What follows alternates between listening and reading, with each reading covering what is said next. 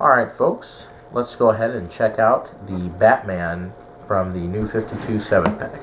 Woohoo, folks! Oh, New 52 Batman. Biff, pow. As if there weren't enough Batman variants from the Brave and the Bold line, now we have New 52 Batman to go with him. You can never have enough Batman variants. That's true. If there's one thing we don't mind ponying up for, it's buying superfluous additional editions of Batman. Did someone say superfluous? It's in our blood. It's just, I can't get enough of them. I don't know about anybody else. Especially such a fulfilling variant like New 52.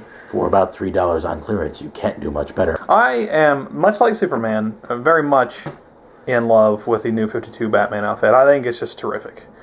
And it translates extremely well to this figure.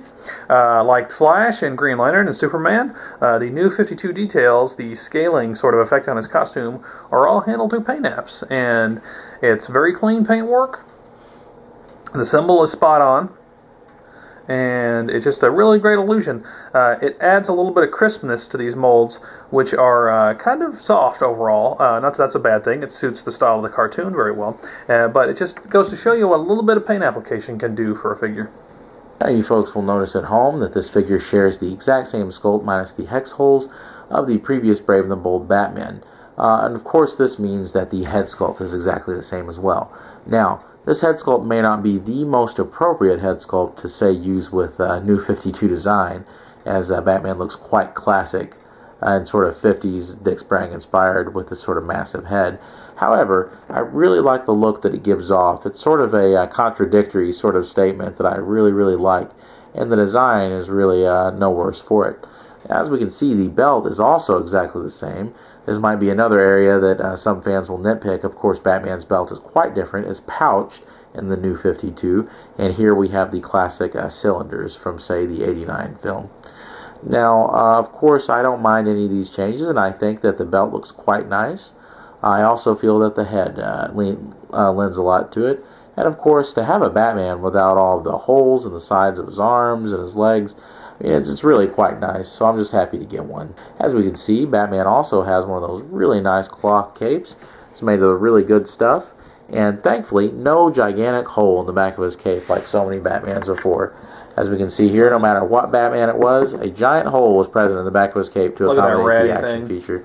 Very bad, and these usually tear more over time, regardless if they were intended to. Of course, Batman, being a direct translation, sports the basic Brave and the Bold articulation. He has a cut at the neck, cuts at the shoulders, hinges at the elbows, a cut at the waist, and hinges at the hips.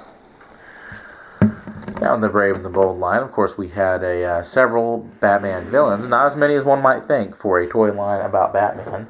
But of course, here we have the Riddler, the Joker. And we even got some offbeat choices like Sportsmaster. We couldn't get a Two-Face or a Penguin figure for Brave and the Bold, even though they were featured prominently in episodes, but we could get Sportsmaster.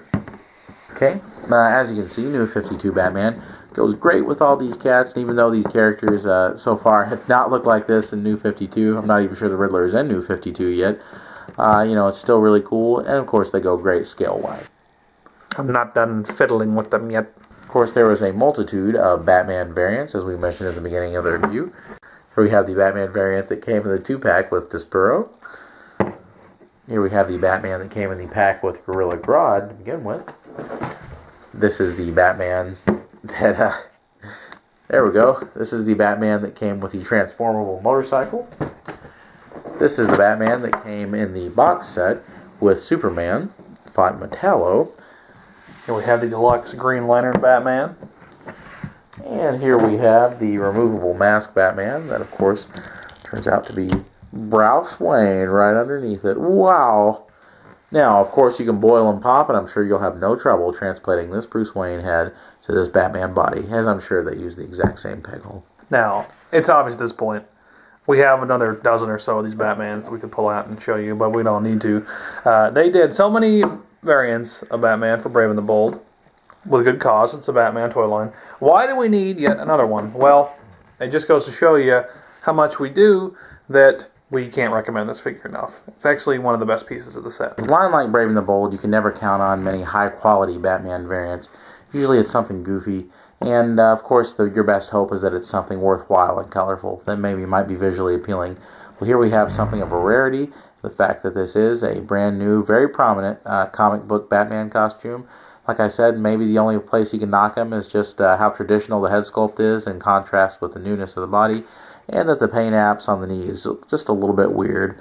But other than that, I would say that this figure really fits the bill. All right, folks, that was our close look at Target 7-pack, Justice League exclusive, new 52, Brave and the Bold, Super special, awesome, mega, armored, power attack, Night Force Ninja Mission Master Batman. So, of course, we know what you're thinking. You know, this is another Batman variant. Well, it just so happens it's an extremely nice Batman variant. Of course, you know, maybe it would have been great, like we'd said, if there was a new head sculpt, maybe fit in better with some of the other heads. Of course, the same goes for Superman. Yeah. But really, the paint lines and the extra details are very effective in turning this into a very competent little new 52 Batman. You know, this would have been a welcome variant in the original Brave and the Bold line, and it's just a logical choice. Even though we didn't get a whole lot of comic book variants in that line because it was more kid-oriented, this one, thanks to the reuse of the head sculpt, has no problem fitting in. So that's a big plus for it.